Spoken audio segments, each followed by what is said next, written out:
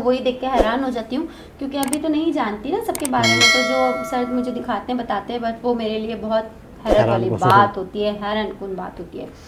तो अस्सलाम वालेकुम, नमस्ते, सत श्री अकाल। उम्मीद करता हूँ ठीक होंगे, खुश होंगे दोस्तों। जा रहे हैं, खुश रहें, माँ बाप का ख्याल करें, क्योंकि माँ बाप है तो सभी कुछ है। मैं हूँ तारिक नाज़ी, मेरे साथ मौजूद हैं। अस्सलाम वालेकुम, नमस्ते, सत श्री अकाल। मैं हूँ रूज, आपकी बहुत सारी दुआओं के साथ। अल्लाह पाक आपको खुश रखें, मैं भी अपनी दुआ करती हूँ। आप भी मेरे लिए दुआ किया करें, और माँ बाप का ख्याल रखें और अपना भी ख्याल रखें, क्योंकि माँ बाप है तो सब कुछ है। गाइस, हम पहले देखेंगे वीडियो, उसके बाद करेंगे बहुत सारी बातें, क्योंकि मेरे पास जब मैं शुरू होती तो मैं बंद होना भूल जाती हूँ, मेरे पास बातें बहुत होती हैं। सही, तो फिर तो चलते हैं वीडियो की तरफ। दोस्तों, वीडियो का टाइटल टोटल हिंदी में है। खान सर बहुत ही ज़्यादा फेमस हैं, बहुत ही ज़्यादा नाम है इनका। ये बहुत ज़बरदस्त किस्म के टीचर हैं, ऑनलाइन पढ़ाते हैं। बहुत लोग इनसे प्यार करते हैं, बहुत लोग इन्हें सम्मान देते हैं, इज़्ज़त करते हैं, और बहुत ही यूनिक तरीके से समझाते हैं, फ्रेंडली तरीके से, तो इंसान को समझ आती है बात। इनकी कोई भी कॉन्सेप्ट होगा ना, जिस चीज़ पे ये बात कर रहे होंगे, तो बड़े अच्छे तरीके से समझाते हैं। स्टार्ट करते हैं वीडियो को। नितिन गडकरी साहब जो है ना, इसे इंटरनेशनल ट्रांजिट हब बनाना चाहते हैं। सोचिए, इस लेवल का थिंकिंग होना चाहिए। इंटरनेशनल सोचो भैया, इतना दूर तक का सोचने वाले अगर हमारे यहाँ 10-20 मंत्री हो जाए ना। अब नागपुर को नितिन गडकरी साहब जो है ना, इसे इंटरनेशनल ट्रांजिट हब बनाना चाहते हैं। अब ये ट्रांजिट हब कैसे बनेगा, अब उस चीज को हम लोग समझते हैं। इस नक्शा में, हाँ, इस नक्शा से काम हो जाएगा।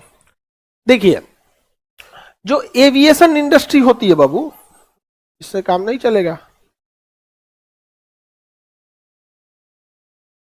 चल जाएगा काम।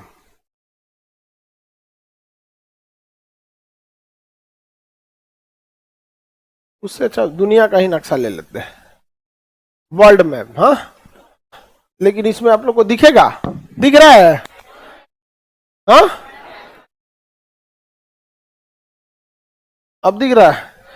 देखिए, हम आपको कुछ कुछ चीजें, जैसे चाइना का ये है, एकदम हब सेंटर है। चाइना का ये हब सेंटर है।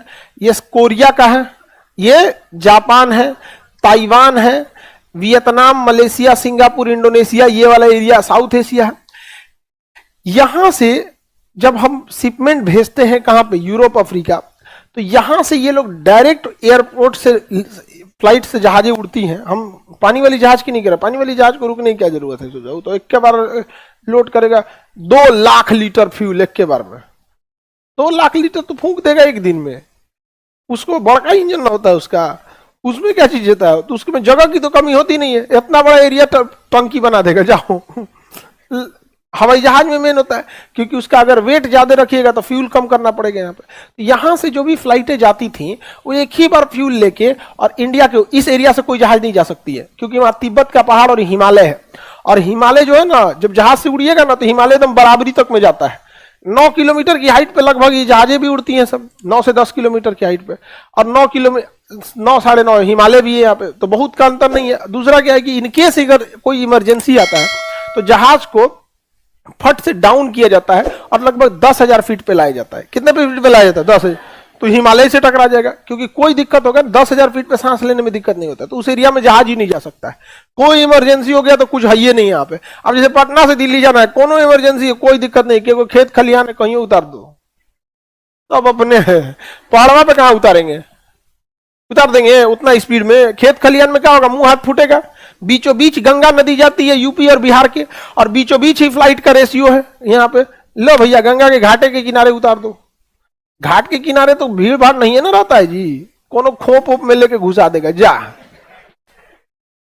इसलिए जहाज में कहते हैं पिछला सीट सेफ होता है, ऐसे अमूमन कहा जाता है। इसलिए जहाज में सब सेफ है और सब अनसेफ है। समझ रहे हो ना? उतर गया तो सब सेफ है, दिक्कत करेगा तो सब अनसेफ कर देता है यहाँ पे। तो यहां से तो कोई जहाज नहीं जा सकती है। अब ये है यूएई। क्या है? यूएई। आपको बहुत पता है, फ्यूल ज्यादा नहीं हो पाती है जहाजों में, 4 से 5 घंटे का फ्यूल लेके जाते हैं, तो कई मतलब 50,000 लीटर फ्यूल भर लिया जहाज। कितना भर लिया? 50,000 लीटर। अब यदि 50,000 लीटर फ्यूल भर लिया, जहाज लेके उड़ा। अगर वो फ्यूल कम भरता, 50,000 की जगह 20,000 लीटर भरता, तो 30,000 लीटर 1 लीटर लगभग 1 केजी के बराबर होता है, बहुत ज्यादा का अंतर नहीं आता। तो अगर 50,000 के जगह पे 20,000 लीटर उड़ता तो 30,000 का जगह खाली होता, उतना 30,000 केजी का सामान लेके उड़ जाता कि नहीं हो जाता? उड़ जाता। अब क्या होता है कि ये सब बहुत ज्यादा फ्यूल लेके उड़ते हैं, सब फ्यूल लेके उड़ने की वजह से ये इन सब का रास्ता जाता है नागपुर के ऊपर से, नागपुर के ऊपर से फिर ऐसे जाता है। क्योंकि ना जब भी जहाजों का रूट बनाया जाता है ना तो आसपास के एयरपोर्ट से ही बनाया जाता है, क्योंकि उनको रास्ता दिखाने वाला कोई चाहिए ना, बार बार उनको फ्रीक्वेंसी चेंज करना। तो बोलता है कलकत्ता एटीसी खत्म हो गया, कॉन्टेक्ट टू दरभंगा एयरपोर्ट, तो दरभंगा वाला उसको कहेगा हाँ चल चल चल चल दाहिने मुड़ जियो यहाँ से चल चल, फिर उसके बाद वो छोड़ेगा तो गोरखपुर एयरपोर्ट, ऐसे पकड़ते पकड़ते एक से दूसरा, दूसरा से तीसरा, ऐसे एयरपोर्ट के एरिया बाई एरिया क्या होते हैं निकलते जाते। अब ये बताइए इतना एरिया में जो 50,000 लीटर फ्यूल लेके उड़ रहा है, अगर हम उसे बीच में एक जगह हाल्ट दे दे, उतरने का जगह दे दे, उतरने का क्या दे दे, जगह दे दे, तो 50,000 लीटर के जगह पे वो कितना लेके उतरेगा? 20,000 लीटर। बाकी जो बच गया 30,000 लीटर, यानी वो 30,000 लीटर का सामान ले सकता है, या 30,000 लगभग लगभग केजी के बराबर। आप देखिएगा ना लगभग लगभग क्या होता है, बराबर 30,000 केजी का एक्स्ट्रा सामान लोड रख सकता है कि नहीं लोड, बस एक जगह उसको क्या है, उतरना है यहाँ पे।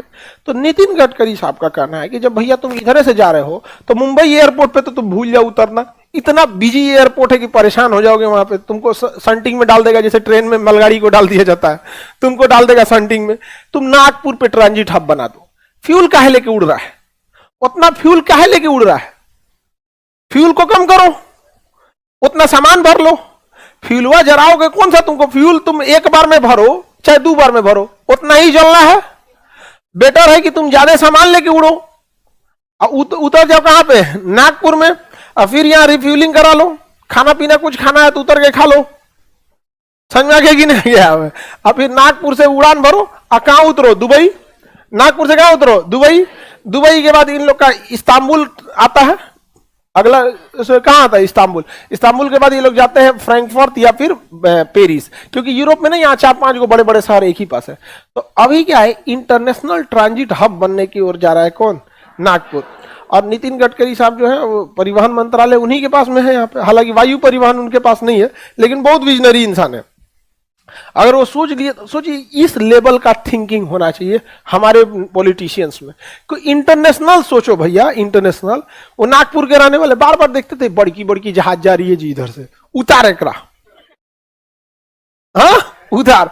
इतना दूर तक का सोचने वाले अगर हमारे यहाँ 10-20 मंत्री हो जाए ना, देश बड़ी तेजी से चेंज हो जाएगा। यहाँ पे ट्रांजिट हब बन गया। अब काहे को दुबई जाएगा आप ही बताओ, अब कोई पायलट थक जाएगा। आप बताइए, कोई ताइवान से उड़ा है, 8 घंटे कंटिन्यू उड़ाते उड़ाते उड़ाते उड़ाते दुबई पहुंचेगा। 8 घंटा एगो सीट पे बैठल बैठल बैठल बैठल हालत खराब हो जाता है। यहाँ पे उस सबका बहुत मेंटल वर्क होता है ना, आदमी शारीरिक काम से उतना नहीं थकता जितना मानसिक काम से थक जाता है। ये बात अलग है कि ऊपर में कोई दिक्कत नहीं होता है, लेकिन हमेशा टीके सिस्टम पे कंट्रोल रखना है। टीके सिस्टम क्या होता है, सबका रूट वही है।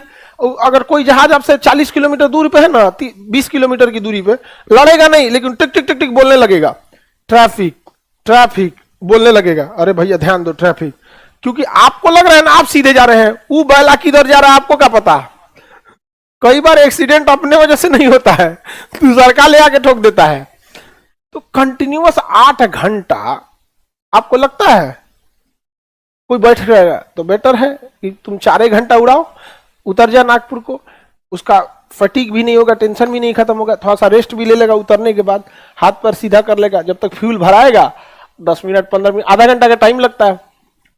अगर जब हर जहाज का एक रूल होता है, जब भी लैंड करेगा तो उसका चेकलिस्ट फॉलो होगा, टायर प्रेशर है तेन एक बार दोबारा जांच हो जाएगा, सेफ्टी लेसर भी बढ़ जाएगा, और धीरे धीरे धीरे धीरे धीरे धीरे नागपुर का विकास और आगे बढ़ जाएगा। समझ में आ गया कि नहीं?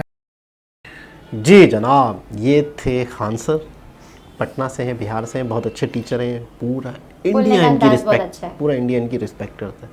और इनकी बात बहुत अच्छे से समझ आती है, बहुत अच्छे से समझ आती है। किस तरीके से हंसी मजाक से आम जिंदगी की मिसालें देके समझाते तो अच्छा लगता है। तो ऐसे टीचर मुझे पाकिस्तान में नहीं मिले, ना ऐसे टीचर्स के यूट्यूब चैनल मिले हैं।